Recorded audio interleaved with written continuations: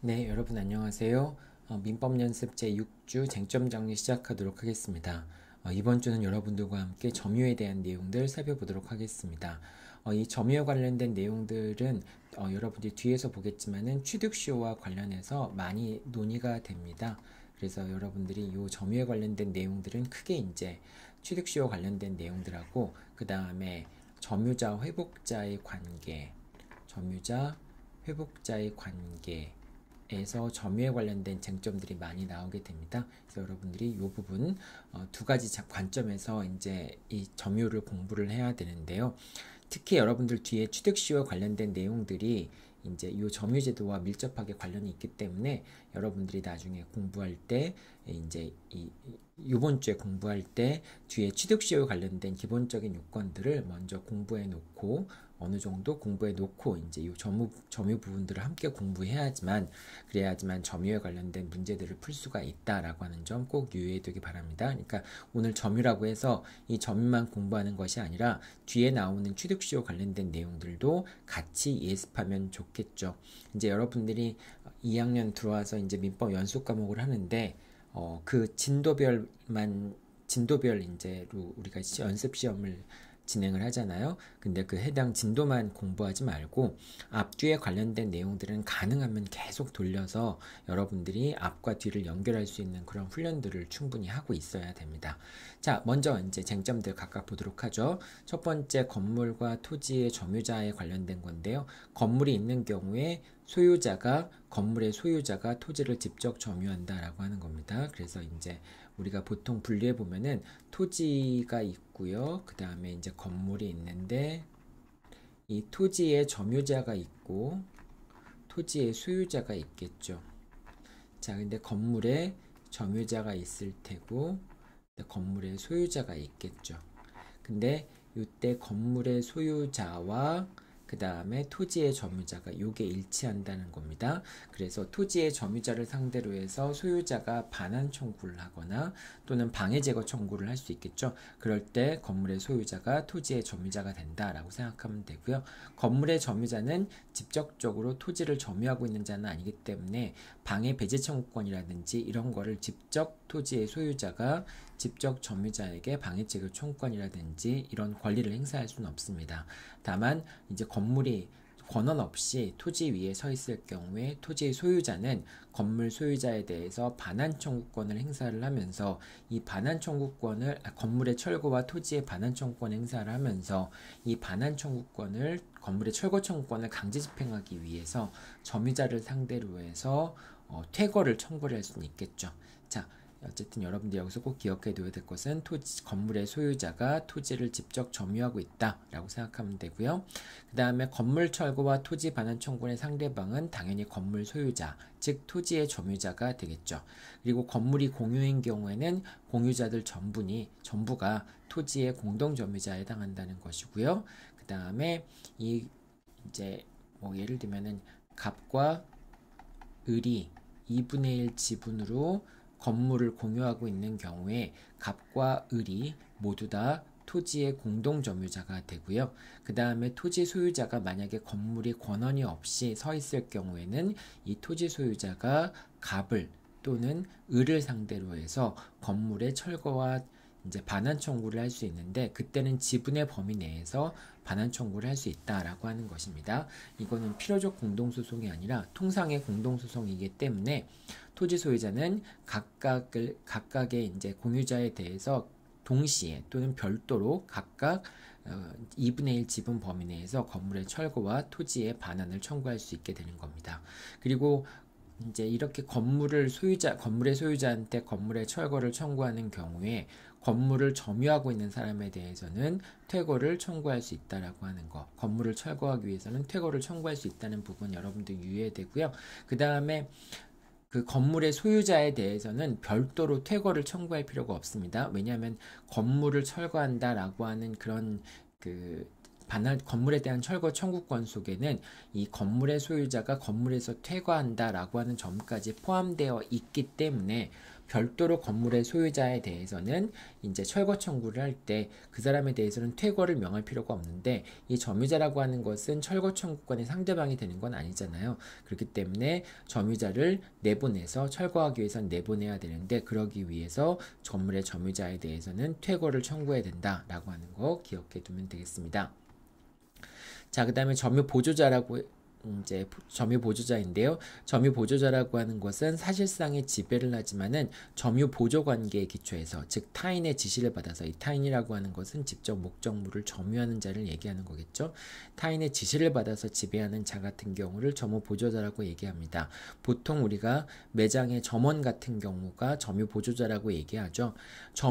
매장의 직원이 그 매장의 소유자에게 자기가 점유자라고 주장해 버리면은, 그러면은 소유자라고 할지라도 그 매장에 있는 물건들을 함부로 이제 뭐 사실상의 지배를 할 수 없게 되는 거겠죠. 그래서 그런 거기 때문에 점유 보조자 같은 경우는 사실상 지배를 함에도 불구하고 점유를 인정해주지 않아서, 그래서 점유에 관한 권리를 행사할 수 없도록 하는 게 이 점유 보조자 제도라고 생각하면 됩니다.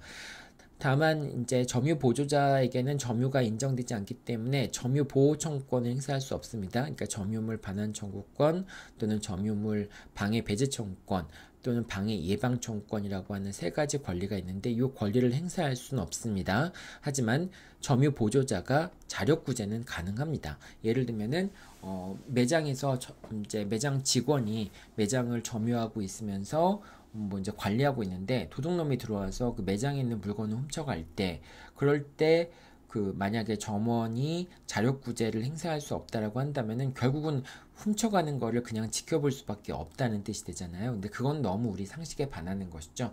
그렇기 때문에 점유 보조자는 점유자가 아니기 때문에 원칙적으로 자력 구제를 행사할 수 없지만은, 이렇게 이제 아까 되겠지만은 점유가 성립하지는 않지만은, 이 점유를 바로 침탈하는 사람을 그 자리에서 직접 배제를 하거나 또는 쫓아가서 잡아오거나 뭐 이런 거를 하는 자력구제권은 행사가 가능하다라고 여러분들이 생각하면 되겠습니다.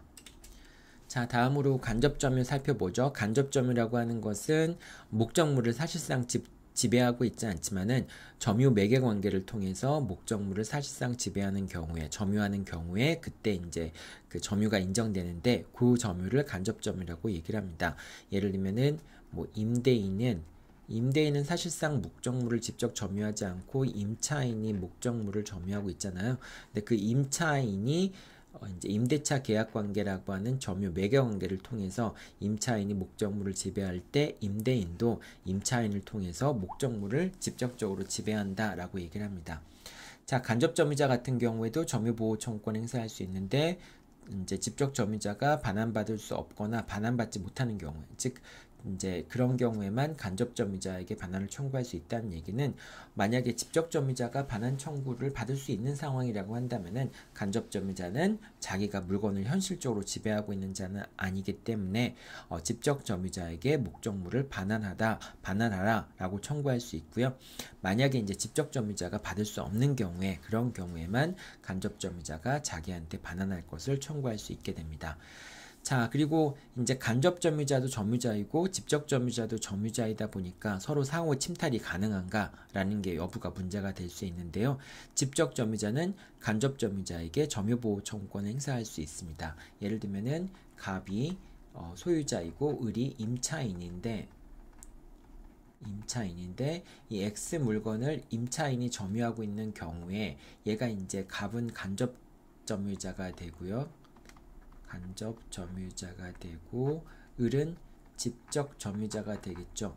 자, 근데 이 경우에 둘 다 그러니까 점유가 있다라고 하는 걸 의미하는 겁니다. 그런데 갑이 이 X를 을의 의사에 반해서 무단으로 가져가게 되면은, 그럼 갑이 을의 직접 점유권을 침해한 것으로 볼 수 있고요. 을은 갑에 대해서 점유 보호 청구권을 행사할 수 있게 됩니다. 자, 그래서 직접 점유자는 간접 점유자에게 점유 보호 청구권을 행사할 수 있다라고 하는 것은, 간접 점유자는 직접 점유자의 점유를 침탈할 수 있다라고 하는 것을 의미하겠죠.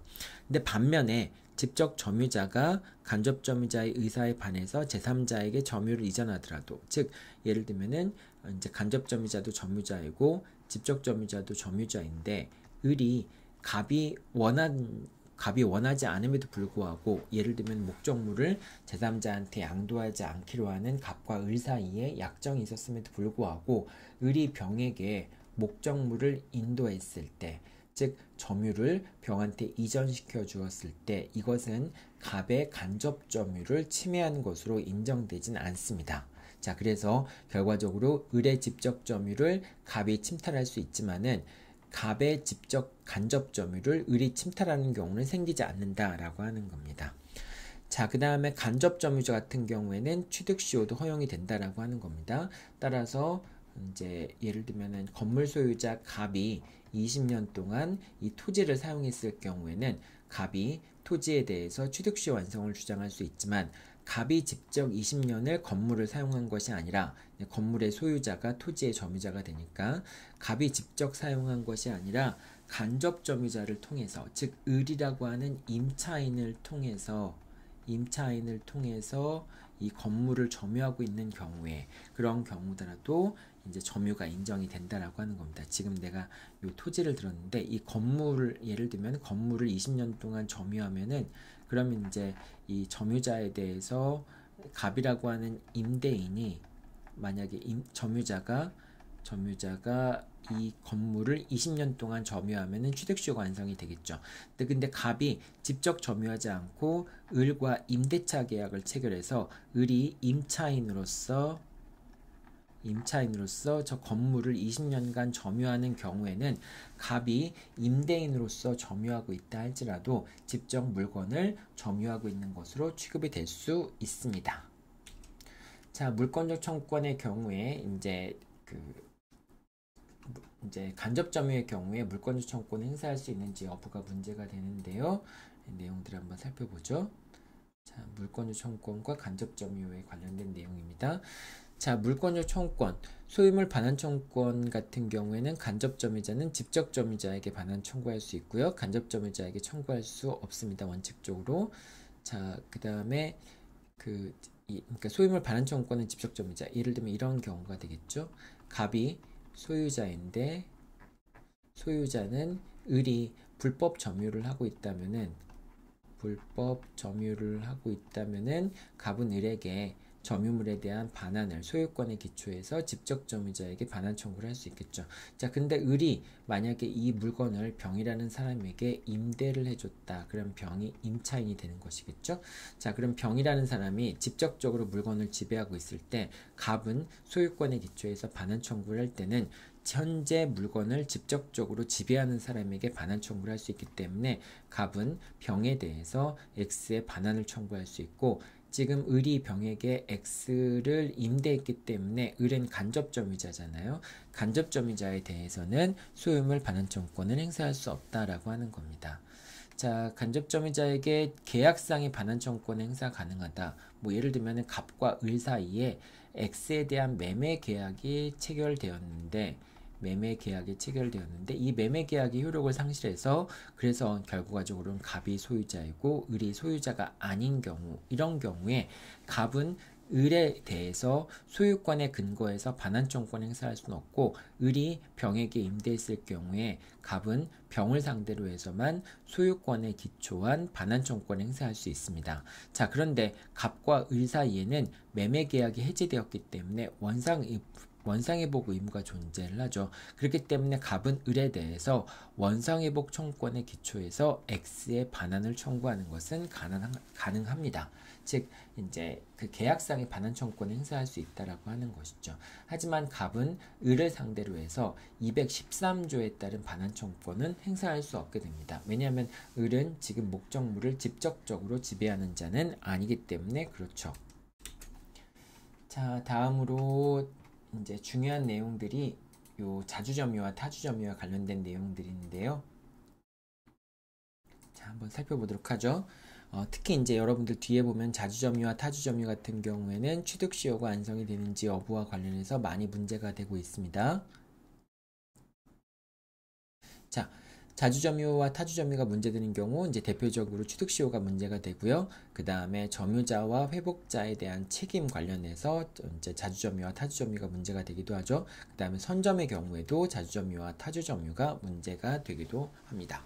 자, 일단 자주점유라고 하는 것은 소유의 의사를 갖고 점유하는 것을 자주점유라고 얘기를 하고, 타주점유라고 하는 것은 자기의 소유의 의사가 없이 점유하는 것을 타주점유라고 얘기를 하잖아요. 근데 이 소유의 의사라고 하는 것은 원칙적으로 추정이 됩니다.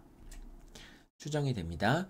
자, 따라서 이제 그 추정이 언제 번복되느냐, 즉 소유의 의사로 추정되기 때문에 언제 소유의 의사가 번복이 되느냐, 즉 언제는 소유의 의사가 추정이 되지 않고 소유의 의사가 없는 것으로 인정이 되느냐라는 부분인데요. 이게 이제 취득시효와 관련해서 가장 문제가 되는 부분 중에 하나입니다. 자, 추정이 번복되는 경우는 어떤 경우이냐? 자, 원론적으로 소유의 의사가 없는 권한의 기초에서 점유를 개시했다라고 하는 점이 입증이 되거나, 또는 뭐 소유의 의사가 없는 권한에 의해서 점유를 개시한 경우라고 인정이 되지 않더라도 소유자라면 통상 취하지 않을 태도를 취하거나 또는 취해야 될 태도를 취하지 않은 경우, 이런 경우에는 점유자가 소유의 의사로 점유하는 것으로 추정이 되지 않습니다. 자, 하지만은 점유의 권한을 입증하지 못했다고 해서 추정이 깨어지진 않습니다. 점유의 권한이 내가 이렇게 해서 점유를 취득하게 됐다라고 하는 점유의 권한이라고 하는 부분이 입증이 되지 않았다고 해서, 그렇다고 해서 점유의 추정이 번복되는 건 아닙니다. 하지만은 어쨌든 소유자라면 통상 취하지 않을 태도를 취하거나 취할 태도를 취하지 않은 경우에, 그런 경우에는 소유의 의사가 번복이 된다. 소유의 의사의 추정이 번복이 된다라고 하는 겁니다. 이게 이제 원론적인 얘기입니다. 원론적인 얘기인데, 이제 구체적으로 어떤 경우에 소유의 의사가 있는지 없는지가 문제되는 경우들이 있겠죠. 자, 첫 번째, 악의의 무단 점유입니다.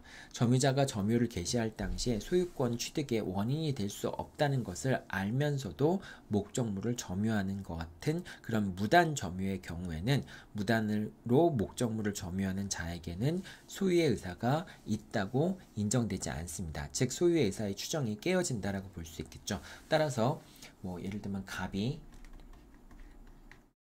얘가 소유자이고 얘가 점유자인 경우에 을이 나중에 취득시효 완성을 갑한테 주장할 때 갑은 을의 점유가 무단 점유이다. 즉 무단으로 점유를 개시했기 때문에 을의 점유는 자주점유가 아니다. 즉 자주점유의 추정이 깨어진다 라고 하는 점을 갑이 입증하게 되면은 결과적으로 을은 취득시효를 주장할 수 없게 되겠죠. 자, 이렇게 악의 무단 점유의 경우에는 취득시효가 자주점유의 추정이 깨어지는 게 되고요. 요 디귿번 같은 경우에는 계약 명의신탁에서 명의신탁자의 점유 같은 경우에는 자주점유의 추정이 깨어진다라고 하는 건데요. 요거는 이제 이렇게 되는 거죠. 계약 명의신탁이라고 하는 것은 갑이 이제 그 을과 명의신탁 약정을 체결하고 을이 매도인인 병과 직접 매매 계약을 체결하도록 하는 것을 계약 명의신탁이라고 얘기하죠. 자, 그리고 갑은 을에게 매수 자금을 제공하게 되죠. 매수 자금을 제공하게 되는 게 일반적입니다. 자, 근데 이렇게 갑이 을에게 매수 자금을 제공하고 을이 병과 X에 대해서 매매 계약을 체결한 다음에, 그럼 이제 을한테 소유권 이전 등기가 이루어지게 되면은 병이 선의인 경우에는 을은 확정적으로 소유권을 취득하게 되죠. 이게 이제 계약 명의신탁의 법리가 되겠죠. 자, 그런데 이 명의신탁자라고 하는 사람들은 사실상 갑이 지배할 수 있는 자가 되겠죠. 여러분이 여러분의 일을 부탁하는데 내가 그 사람을 통제할 수 없는 사람이라고 한다면은 통제할 수 없는 사람한테 일을 부탁하는 경우는 거의 없겠죠. 따라서 갑이 을을 명의수탁자로 내세웠다라고 하는 것은 결과적으로 갑이 을을 지배할 수 있다라고 하는 건데, 이제 갑이 을에게 계약을 체결해서 X의 소유권을 취득하라고 한 다음에, 그 다음에 갑이 X를 사용하겠다라고 한다면은, 그러면은 이제 을은 갑에게 X를 사용하도록 허용하는 경우가 대부분이겠죠. 자, 그럴 때 을이 소유자이지만은 갑이 X를 점유하고 있게 되는 경우가 생길 수 있겠죠. 즉 X를 사실상 지배하는 경우가 생길 수 있겠죠. 그때 갑의 점유는 타주 점유라고 볼 수 있습니다. 자주 점유라고 볼 수 없습니다. 왜냐하면 을이 소유자이고 갑은 소유자가 아니기 때문에 그렇죠. 그래서 이때 갑의 점유가 타주 점유이다. 즉 자주 점유의 추정이 깨어진다라고 하는 이유는 그러면은 갑이 아기의 무단 점유에 해당하거나 즉 을의 동의를 받지 않고 X를 점유했거나 또는 을의 동의를 받고 X를 점유했다라고 하는 것은 그러면 이제 이 X를 갑이 점유하는 것에 대해서 갑이 을에게 차임을 지급한다라고 한다면은 갑과 을 사이에 임대차 계약이 성립하는 걸로 볼 수 있겠지만은 차임을 지급하지 않고 갑이 X를 사용한다라고 한다면은 갑과 을 사이에는 사용 대차 계약이 성립된다라고 볼 수 있겠죠.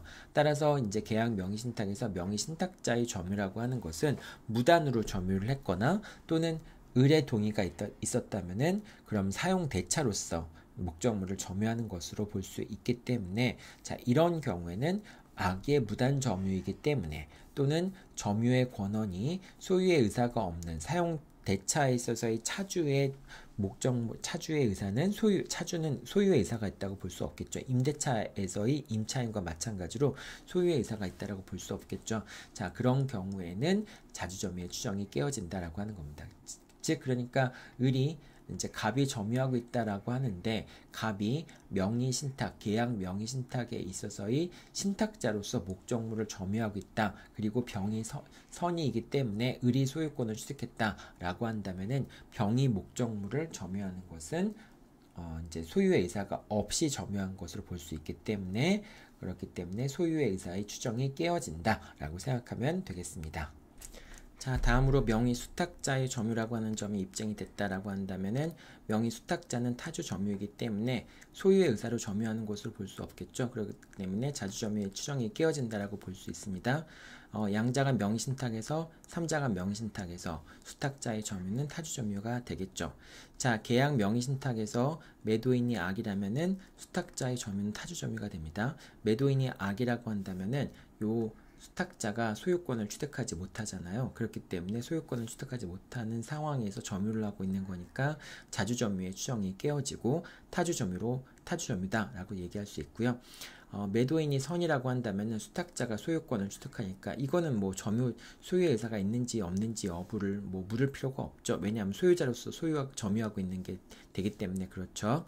자, 그 다음에 첫 번째 악의의 무단점을 살펴봤고요. 그 다음 이제 세 번째로 소유권 이전 등기를 마친 매도인의 점유. 이 경우에는 매도인이 목적물의 점유를 매수인한테 넘겨줘야 되는 상황이기 때문에 그런 경우에는 자주점유의 추정이 깨어지지 이제 소유권 이전 등기를 마친 매도인의 점유 같은 경우에는 자주점유의 추정이 깨어진다라고 하는 겁니다.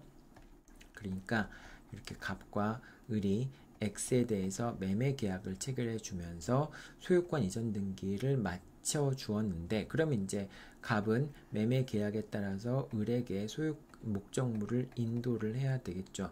근데 이제 갑이 인도를 하지 않고 계속해서 목적물을 점유하고 있을 때 만약에 20년이 경과했는데 20년이 경과하면은 이제 을이 목적물의 인도를 이제 받지 않은 경우를 얘기하는 거죠. 20년이 지나면은 을의 갑에 대한 소유권 이전 등기 청구권이 소멸시 완성이 되어서 더 이상 이제 뭐 할 수 없는 경우가 생길 수도 있는데 어쨌든 을이 이제 인도를 하지 않고 이제 20년이라고 하는 게 지금 내가 지금 설명을 뭘로 했나요? 갑과 을이 매매 계약을 체결해서 이제 소멸시효 기간이 10년이 경과를 하면은 을이 갑에게 더 이상 이제 목적물의 인도 청구권을 행사할 수 없는데 자 근데 그 상황에서 갑이 자기 소유물이지만 그러니까 을한테 소유권을 넘겨줬지만 20년 동안 목적물을 점유하고 있기 때문에 취득시효가 완성이 된다라고 갑이 주장을 하는 경우에 그것이 가능하겠느냐라고 하는 건데 갑이 을에게 목적물을 매도하고 목적물을 인도할 지위에 있는 경우에는 그런 경우에는 갑이 비록 목적물을 점유하고 있지만은 소유자가 이미 아닌 상태에서 자기가 목적물을 인도해 줘야 되는 매도인의 지위에 있기 때문에 그런 경우에 갑의 점유는 타주점유라고 볼 수 있고 자주점유의 추정이 깨어진다라고 얘기할 수가 있습니다. 자, 그리고 이제 또 어떤 경우에 자주점유의 추정이 깨어지는가라는 부분 살펴보죠. 자, 그 4번까지 설명을 했고요. 그 다음 5번. 매매 계약이 무효임을 알고 점유를 개시한 경우에는 그런 매수인의 점유는 자주점유의 추정이 깨어진다라고 얘기할 수 있습니다. 왜냐하면 매매 계약이 무효라고 하는 걸 안다라고 하는 것은 내가 소유권을 취득할 수 있는 지위에 있는 자가 아니라는 걸 안다는 걸 의미하잖아요. 그렇기 때문에 매매 계약이 무효인 걸 알고 목적물의 점유를 개시한 경우 그런 매수인의 점유는 자주점유의 추정이 깨어진다라고 얘기할 수 있습니다. 다만 사후적으로 나중에 매매 계약이 무효임을 알게 된 경우에는 그런 경우에는 매수인의 점유는 여전히 자주점유로 추정이 된다라고 하는 겁니다. 자, 이와 같이 자주점유로 인정되기 위해서는 처음에 소유자 그러니까 그 점유를 취득하게 된 권한이 무엇인가 그 권한의 객관적인 성질에 따라서 소유의 의사가 있는지 여부가 이제 판단이 되기도 하고요. 그리고 또 소유자라면 통상 취해야 할 행동을 취하지 않거나 또는 취하지 않아야 할 행동을 취한 경우에 자주점유의 추정이 깨어진다라고 얘기를 했는데 그런 거에 대한 몇 가지 사례들을 얘기했었죠. 그래서 명의신탁 같은 경우에 또는 소유권 이전 등기를 마친 매도인 같은 경우에 매매 계약이 무효임을 알고 있는 이제 매수인 같은 경우에 그 사람들의 자주점유 추정이 깨어지는 경우 그런 경우에 대해 설명을 했었죠.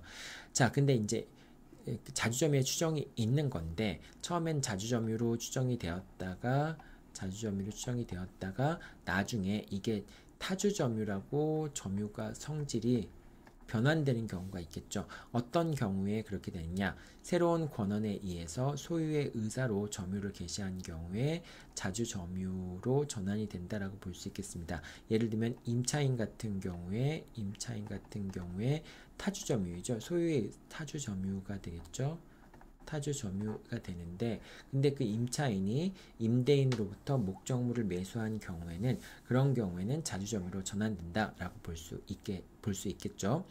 자, 그 다음에 그 타주점유 예를 들면 임차인 같이 임차인이 목적물을 점유하고 있는데 그 임차인 같은 목적물을 점유하고 있는 자가 점유를 이전해 준 자한테 즉 임대인이 되겠죠. 임대인이 목적물의 점유를 이전해 주고 자기는 간접 점유자가 되고 임차인이 직접 점유자가 되겠죠. 그렇게 임대인에게 대한 관계에서 당연히 임차인은 타주점유일 수밖에 없는데 임차인에 대해서 내가 이제부터 목적물을 소유하겠다라고 하는 소유의 의사를 표시했다라고 한다면은 그러면은 타주점유가 자주점유로 전환이 되었다라고 얘기할 수가 있겠습니다. 자, 근데 단순히 타주점유자가 소유권 보존 등기를 했다고 해서 소유의 의사를 표시한 것으로 볼 수는 없습니다. 자, 그렇기 때문에 갑이 소유자이고 그 다음에 을이 임차인으로서 임차인이든 아니면 이제 목적물에 임차인이 아니지만 목적물에 점유하고 있든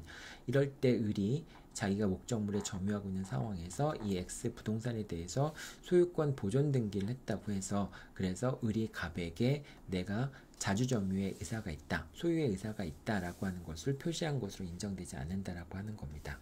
자, 그 다음에 진정한 이제 처음에는 이제 자주점유가 인정이 되었지만 타주점유로 전환되는 경우들도 있을 수 있습니다. 즉 이거는 자주점유의 추정이 깨어진다라고 하는 게 아니라 원래 자주점유가 인정이 되었는데 어느 시점부터는 타주점유로 전환된다라고 하는 그런 얘기를 하는 겁니다. 예를 들면은 자주점유자가 패소한 거, 그러니까 소유권을 갖고 있는 소유자가 제기한 소송에서 패소한 경우에는 그 자주점유가 패소한 시점부터 이제 패소 판결이 확정된 시점이라고 얘기할 수 있겠죠. 확정된 시점부터는 타주점유로 전환된다라고 볼 수가 있겠습니다. 자, 그러면 이제 예를 들면은 갑이 소유자인데 을이 목적물을 점유하고 있습니다. 자, 그럴 때 갑이 을을 상대로 해서 목적물의 반환 청구 소송을 제기한 경우에 그런 경우에 갑이 을에 대해서 이제 제기한 반환 청구 소송에서 갑이 승소한 경우, 즉 을이 패소한 경우에는 을이 패소한 때로부터 이제 타주 점유로 바뀌는 거죠. 자, 그런데 이게 타주 점유는 소유의 의사가 있느냐라는 소유의 의사가 있느냐 여부에 따라서 판단이 되지만은, 그런데 악의의 점유자이냐 악의 점유자이냐 선의의 점유자라고 하는 것은, 그런 것은 내가 목적물을 점유할 수 있는 권한이 없는데 그 목적물을 점유할 수 있는 권한이 없다라고 하는 점을 알았는지 몰랐는지에 따라서 판단이 되는 건데, 자, 그런데 갑이 처음에는 이제 을이 선이라고 하더라도 갑이 을을 상대로 해서 목적물의 반환 청구 소송이나 또는 소유권에 기초한 부당이득 반환 청구권을 행사하게 되면은, 그때부터는 소를 제기한 시점부터 을은 악의의 점유자라고 간주가 됩니다. 자, 그런데 을이 소를 제기했을 때 악의의 점유자인데 나중에 패소를 하게 되면은, 소를 제기했을 때는 자주점유의 추정이 깨어지진 않아요. 하지만은 자주점유가 유지가 됩니다. 근데 을의 점유가 나중에 이제 을이 그 반환 청구 소송에서 패소했을 경우에는, 그때는 패소 판결이 확정될 때부터 을은 소유의 의사가 없는 것으로, 즉 타주의 점유자라고 전환이 된다라고 생각하면 되겠습니다. 그러니까 소 제기 시점에서는 악의의 점유자가 되고 패소 시점부터는 타주 점유가 된다라고 하는 이 시점이 다른 거죠. 소 제기 시점과 패소 판결 확정 시점이 언제냐, 그러니까 판결이 확정되는 시점이 언제냐, 이 두 가지 시점이 다르게 되는데, 이때는 이제 선의의 점유자라고 하더라도 이게 악의 점유자라고 변경된다라고 하는 것이고요. 또 패소 판결이 확정되었을 때는 소유의 의사로 점유하고 이제 소유의 의사가 있다고 할지라도 이 시점부터는 소유의 의사가 없는 것으로 바뀐다라고 하는 겁니다. 여러분들 요거 이제 어느 시점에 악의로 바뀌느냐 또는 어느 시점에 타주점유로 바뀌느냐라고 하는 것도 잘 기억해 둬야 되겠죠. 자, 그 다음에 선의의 점유자와 악의의 점유자 부분이 문제가 되는데요. 선의의 점유자와 악의의 점유자가 문제가 되는 것은 등기부 취득시효에서 이제 점유취득시효 같은 경우는 선의 악의 여부가 문제가 되지 않잖아요. 하지만 등기부 취득시효에서는 선의인 경우에만 등기부 취득시효가 인정이 되니까 이런 경우에 차이가 있고요. 그 다음에 선의취득 여부, 동산의 선의취득에 있어서 당연히 이제 매수인이 선의이냐 악이냐에 따라서 선의취득 인정 여부가 달라지게 되겠죠. 그 다음에 점유자의 과실 수채권인데요. 이제 자기가 과실을 수취할 수 있는 권한이 있는지 알았는지 몰랐는지에 따라서 선의의 점유자는 과실을 수취하고 악의의 점유자는 과실을 수취할 수 없다라고 하는 것이죠. 그 다음에 점유자의 회복자에 대한 책임인데, 선의의 점유자는 현존 이익 범위 내에서 그 멸실훼손에 대한 책임을 지게 되고, 악의의 점유자는 모든 손해에 대해서 책임을 지게 된다라고 하는 것이죠. 자, 이렇게 선의와 악인데요. 선의의 점유는 추정이 됩니다. 그러니까 소유의 의사뿐만 아니라 선의의 점유도 추정이 됩니다. 다만 이제 이 악의 점유로 전환되는 경우가 언제냐라고 하는 건데, 말소 등기 청구 소송 또는 본권에 관한 소송에서, 그러니까 반환 청구라고도 얘기할 수 있겠죠. 승소한 경우에는 소 제기 시점부터 악의로 간주가 된다라고 하는 겁니다.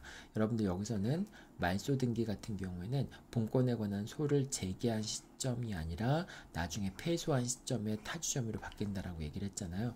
자, 근데 여기서는 악의의 점유로 바뀌는 시점은 소를 제기한 시점이고, 그러면은 어떠한 소를 제기했을 때 이제 악의의 점유로 이제 전환이 되느냐, 간주가 되느냐라고 하는 것은 말소 회복 등기나 또는 소유권에 기초한 반환 청구권이나 또는 부당이득 반환 청구권, 소유권에 기초한 부당이득 반환 청구권도 본권에 관한 소에 해당한다라고 하는 겁니다. 자, 그 다음에 하자 있는 점이라고 하는 것은 평온 공연한 점유인데 평온하지 않고 공연하지 않은, 즉 평온 공연성이 깨진 그런 점유를 하자 있는 점이라고 얘기를 할 수 있습니다. 이 평온 점유와 공연 점유라고 하는 것은 점유를 취득할 시점에 그걸 얘기를 하는 겁니다. 평온한 점유라고 하는 것은 취득할 시점은 아니지만 점유를 하고 있는 기간 동안에 계속 폭력을 사용하지 않고 목적물을 점유하고 있다라고 하는 걸 의미하는 것이고요. 이제 특히 이제 취득할 때 폭력에 의해서 점유를 취득하지 않은 경우가 평온 점유라고 할 수 있고, 그 다음에 공연한 점유라고 하는 것은 다른 사람이 다 알 수 있는 상황에서, 그러니까 몰래 목적물을 점유하는 것이 아니라 다 드러난 상황에서 목적물을 점유하는 경우에, 그런 경우에 공연한 점유라고 얘기를 합니다. 자, 그 다음에 점유가 불법이라고 주장하면서 이의 제기를 받은 사실, 즉 소유자라고 주장하는 사람이 그 불법 점유자에 대해서 반환 청구를 한다. 예를 들면 이런 거죠. 갑이 소유자라고 주장하는 사람입니다. 소유자라고 주장하는 사람이 을이 목적물을 점유하고 있는데 내 거니까 X를 달라라고 갑이 청구를 하는 경우에 그럴 때 을의 점유는 여전히 평온하고 공연한 점유라고 하는 점이 깨어지지 않는다라고 하는 겁니다. 즉 갑이 을에게 목적물을 달라라고 한다면은 을의 취득시효가 중단이 될 수도 있겠죠. 중단이 될 수 있는데 그런데 갑이 을에게 목적물의 반환을 청구했다고 해서 을이 평온하게 목적물을 점유했다 또는 공연하게 목적물을 점유했다라고 하는 것이 사후적으로 부정되는 건 아니잖아요. 그렇기 때문에 이제 여러분이 착각하기 쉬운 게 갑이 을에게 반환 청구를 했다라고 한다면은 분쟁을 야기시켰기 때문에 을의 점유는 평온한 점유가 아니다라고 착각하기 쉬운데 을의 점유는 평온한 점유라고 하는 것은 폭력을 사용하지 않고 목적물을 점유하는 경우라든지 공연 점유라고 하는 것은 몰래 점유한 게 아닌 경우에 평온성과 공연성이 인정되지 않는 것이기 때문에 공연성이 인정되지 않는 것이고 이렇게 되기 때문에 단순히 갑이 을에게 목적물의 반환 청구를 했다라고 하는 것은 평온성과 공연성에 영향을 주지 않게 됩니다. 다만 취득시효가 중단되거나 그럴 수는 있겠죠. 왜냐하면 소유권 행사한 경우니까.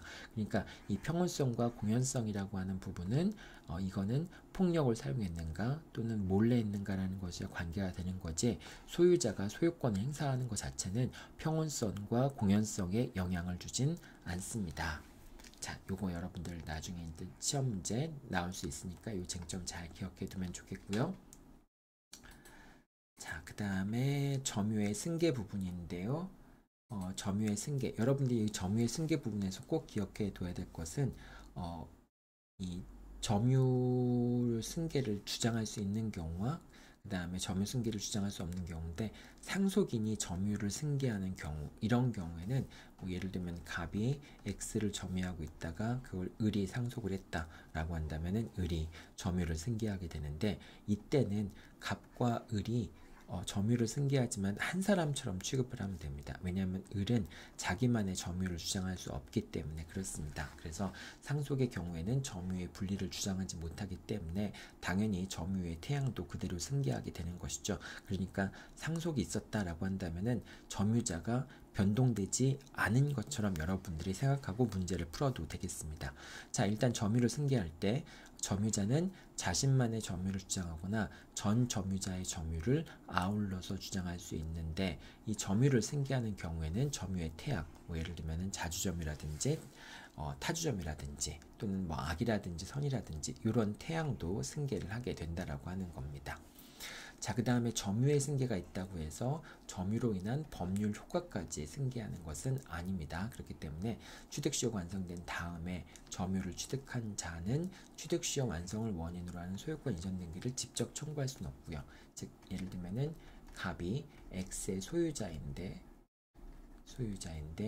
을이 20년간 점유를 하는 경우에 취득시효 완성이 되잖아요. 근데 21년 차에 을이 X를 점유하고 있다가 이 X를 병에게 팔고 병에게 인도를 해줬다라고 하는 경우가 있을 수도 있겠죠. 그러니까 여기서는 지금 무효인 소유권 이전 등기에 기초해서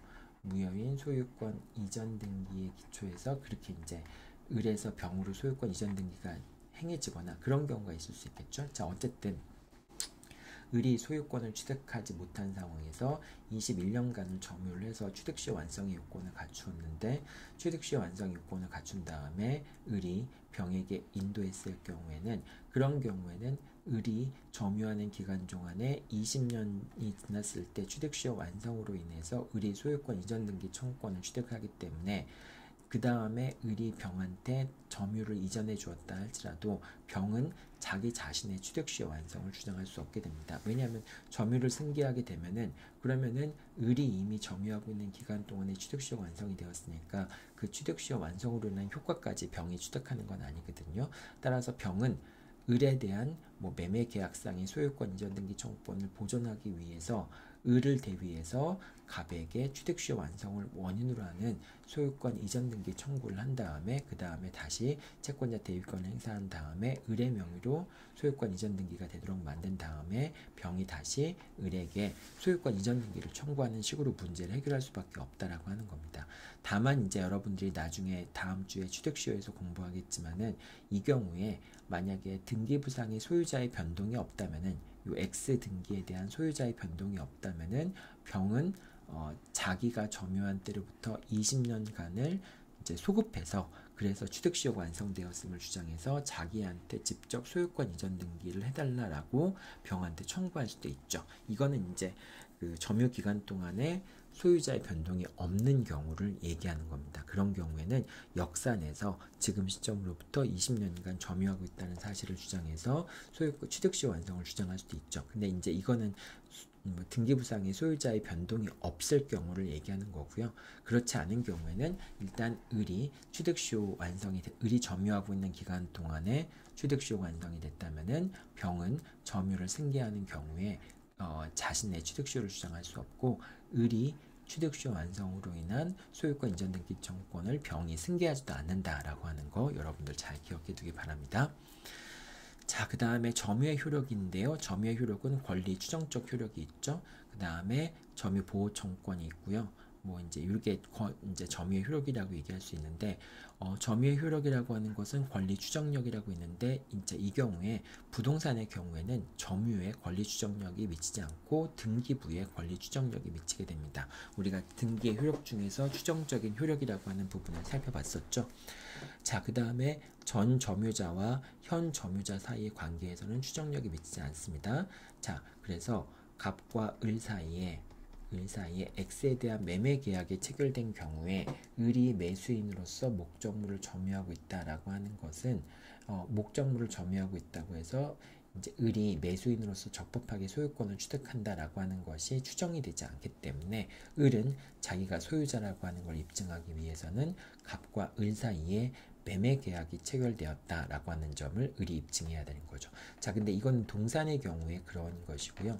부동산의 경우에는 그렇지 않죠. 부동산의 경우에는 등기부의 추정적 효력이 미치게 되는데 이때 등기부의 추정적 효력은 전 소유자에 대해서도 주장을 할 수 있게 됩니다. 즉 갑과 을이 매매 계약을 체결하고 을의 명의로 X에 대한 소유권 이전 등기가 있었을 경우에 그런 경우에 을은 등기가 돼 있기 때문에 소유자로 추정이 되죠. 소유자로 추정이 된다는 얘기는 갑과 을 사이에 적법한 매매 계약이 체결되었다라고 하는 점도 추정이 된다라고 하는 것이죠. 자, 근데 그런 추정은 을이 갑에게 대해서도 주장할 수 있습니다. 이제 동산 같은 경우에는 을이 갑에 대해서만큼은 점유의 적법 추정을 주장할 수 없지만 이 부동산 같은 경우에는 을이 갑에게 점유의 적법 추정을 주장할 수 있다라고 하는 점입니다. 그렇기 때문에 이 경우에는 오히려 갑이 을과의 사이에 매매 계약이 체결되지 않았다라고 하는 점들을 갑이 입증해야 된다라고 하는 겁니다. 자, 요게 이제 권리 추정적 효력이고요. 이제 여러분들이 부동산의 경우에 추정적 효력과 동산의 경우에 추정적 효력 이 차이가 있다라고 하는 거 반드시 기억해 둬야 됩니다. 자, 그 다음에 점유를 갖고 있는 사람은 점유 보호 청구권 행사할 수 있는데 점유물 반환 청구권이라고 하는 것은 점유를 침탈당한 경우를 얘기하는 거죠. 그럼 점유 침탈이라고 하는 건 무엇이냐? 점유자의 의사에 반해서 점유를 상실하게 되는 것, 이걸 이제 점유 침탈이라고 얘기를 합니다. 자, 근데 상대방이 점유자를 기망해서 목적물을 인도받은 경우에는 그러면은 상대방의 의사에 반해서 목적물을 인도받은 건 아니잖아요. 그렇기 때문에 이런 경우에는 점유의 침탈이 있다라고 인정되지 않고요. 따라서 점유물 반환청구권 행사할 수 있는 것도 아닙니다. 그래서 여러분들이 점유 침탈이라고 하는 것은 점유자의 의사에 반해서 점유를 뺏어오는 것을 점유 침탈이라고 얘기한다.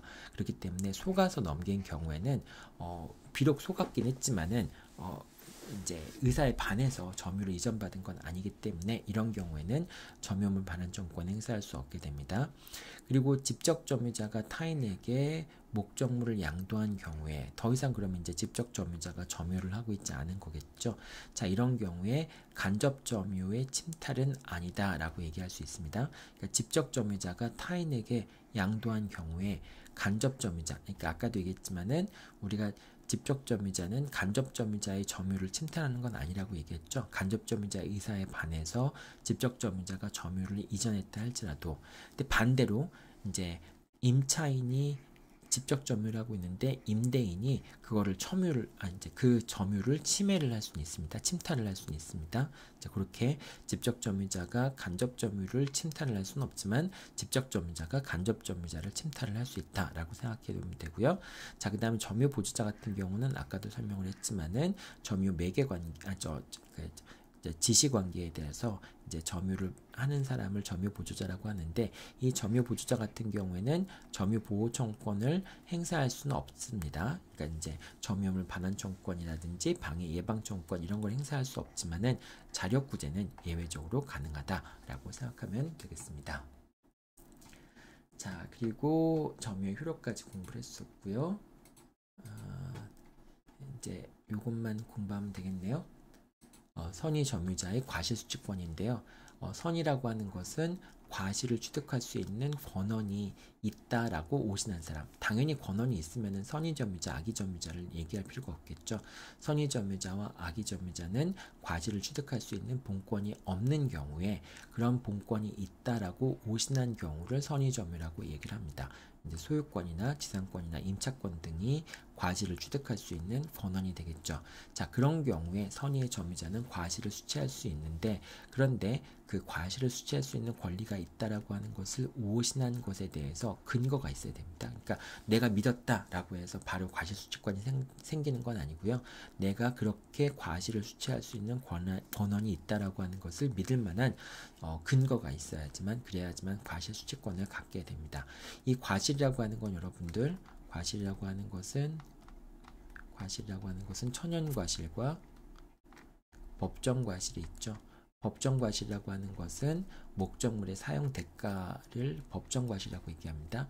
우리가 대부분 얘기하는 차임이라고 하는 게, 임대차 계약의 차임이라고 하는 게 법정과실의 대표적인 것이 되겠죠.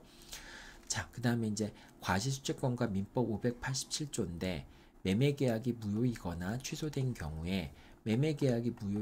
취소된 경우에 양 당사자는 서로 목적물을 반환해야 되겠죠.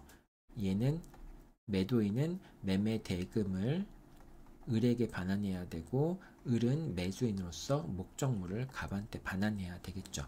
자, 그런데 이 경우에 부당이득 법리에 따라서 갑은 을한테 매매 대금을 반환해야 되고, 을은 갑한테 목적물을 반환해야 되는데, 만약에 을이 X로부터 법정 과실, 예를 들면 이제 그 차임 같은 걸 받았을 때 을이 선의의 점유자라고 한다면은 이 X를 갑한테 반환해 줄 때 선의의 점유자로서 과실주권을 갖게 되잖아요. 근데 자, 이렇게 되면 이제 을이 목적물에서 예를 들면 임대료 수익을 받았을 때 그 임대료 수익까지 갑한테 반환할 필요는 없습니다. 자, 그런데 이제 갑이 을한테 매매대금 반환할 때는 이거는 뭐 만약에 운용이익, 이제 이자 같은 운용이익이 발생했다라고 한다면은 그거를 다 갑은 을한테 넘겨야 되잖아요. 자, 그런데 을은 법정과실이 발생해도 그걸 갑한테 반환할 필요가 없는데, 갑은 매매 대금에 대해서 운용이익, 뭐 정기적금을 들었다든지 아니면 투자를 해가지고 어떤 이익을 얻었다든지 그런 걸 했는데, 그런 이익을 다 갑한테 반환하도록 한다면은 갑이 좀 억울할 수 있겠죠. 그래서 587조를 유추 적용해서 이런 경우에는 을이 선의의 점유자로서 목적물의 과실을 반환할 필요가 없다면은 선의의 매도인인 갑도 매매 대금에 대해서 운용이익을 반환할 필요가 없다라고 하는 게 587조 유추 적용의 내용입니다.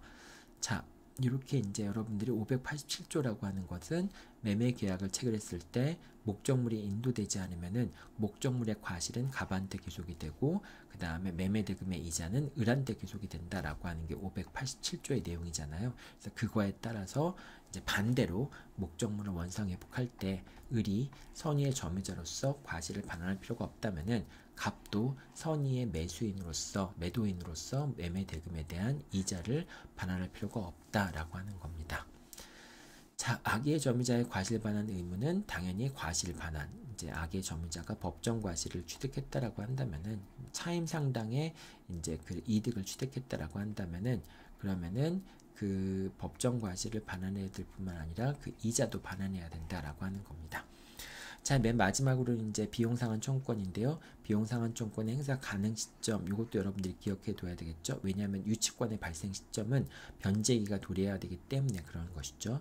그래서 점유물의 반환을 청구받거나 회복자에게 점유물 반환한 때, 그러니까 이제 점유자 회복자의 관계에서는 점유물을 반환 청구받거나 회복자에게 점유물을 반환할 때 비용상환 청구권의 변제기가 도래한다라고 하는 것이죠. 자, 임대차 같은 경우에는 필요비 상환 청구권 같은 경우, 필요비 반환 청구권, 상환 청구권 같은 경우에는 필요비를 지출할 때고요. 유익비 같은 경우에는 임대차 계약이 종료한 때 이제 유익비 상환 청구권의 변제기가 도래한다라고 얘기할 수 있습니다. 그래서 나중에 이제 유치권 여부, 이제 비용 상환 청구권 같은 경우에는 유치권이 발생할 수 있는 이제 목적물에 관련돼 있는 채권이라고 얘기를 할 수 있겠죠. 그래서 이제 변제기가 도래해야지만 유치권을 행사할 수 있는데 이때 변제기라고 하는 게 어느 시점이냐? 점유자 회복자의 관계에 있어서는 반환 청구를 받거나 반환했을 때, 임대차에 있어서는 필요비 상환 청구권은 바로 지출했을 때, 유익비 상환 청구권은 임대차 계약이 종료했을 때 비용 상환 청구권의 변제기가 도래한다라고 생각하면 됩니다. 자, 그 다음에 비용의 지출에 관해서 계약 관계에 따른 이제 그 비용 지출이 이루어진 것이라고 한다면은 그때는 점유자 회복자의 관계가 적용되지 않습니다. 어떤 경우가 그런 경우냐? 예를 들면은 갑이 이제 X의 소유자인 겁니다. 소유자이고 을이 목적물의 점유자입니다. 자, 점유자인데 그런데 이제 이 목적물이 점유자인데 을이 병에게 뭐 예를 들면 수리를 부탁했다. 그러면 이제 병이 목적물의 비용을 지출할 거 아니에요.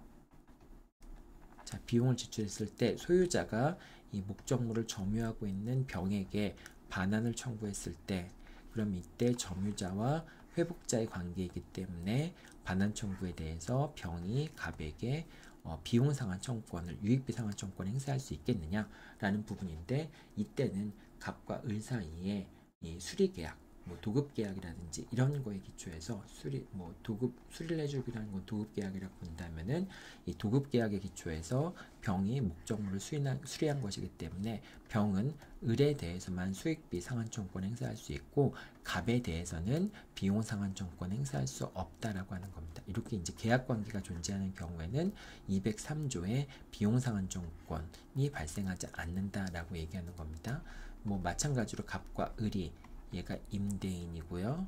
그 다음에 을이 임차인인데 임차인인 경우에 임대차 계약에서 기초해서 근데 이 X가 이제 을이 임대인데 사실은 소유자가 병인 경우 병이 진정한 소유자인 경우가 있을 수 있겠죠. 자, 그런데 을이 임차인이 임대차 계약 관계에서 비용 상환 청구권, 즉 필요비나 유익비를 청구했을 때 자, 이렇게 이제 유익비가 발생했을 때 진정한 소유자가 을한테 목적물의 반환을 청구하게 되면은 을은 임대차 계약 관계에 따라서 필요비나 유익비의 상환을 청구할 수 있기 때문에 소유자에 대해서는 203조에 따른 비용 상환 청구권을 행사할 수 없게 됩니다. 여러분, 요거 이제 부당이득 반환 청구권에서 중요한 쟁점 중에 하나인데요. 이렇게 계약 관계가 존재하는 경우에 그런 경우에 필요비나 유익비 같은 상환 청구권을 직접 소유자한테 행사할 수 없다라고 하는 경우입니다. 이 두 가지 경우가 있는데요. 그러니까 계약 관계가 있는 경우에는 203조에 따른 비용 상환 청구권 행사할 수 없다라고 하는 내용입니다. 자, 이런 정도로 여러분들이 정리를 해봤는데요. 특히 이제 취득시효와 관련되어 있는 쟁점들이 이 점유에 관련된 쟁점들하고 직접적으로 관련이 되어 있기 때문에 여러분들이 이번 주에 예습을 할 때는 취득시효에 관련되어 있는 내용들을 간단하게나마 여러분들이 정리를 해야지 이 점유에 관련된 내용들을 조금 더 쉽게 이해할 수 있고 문제를 풀어갈 수도 있습니다. 네, 여러분들 수고했습니다.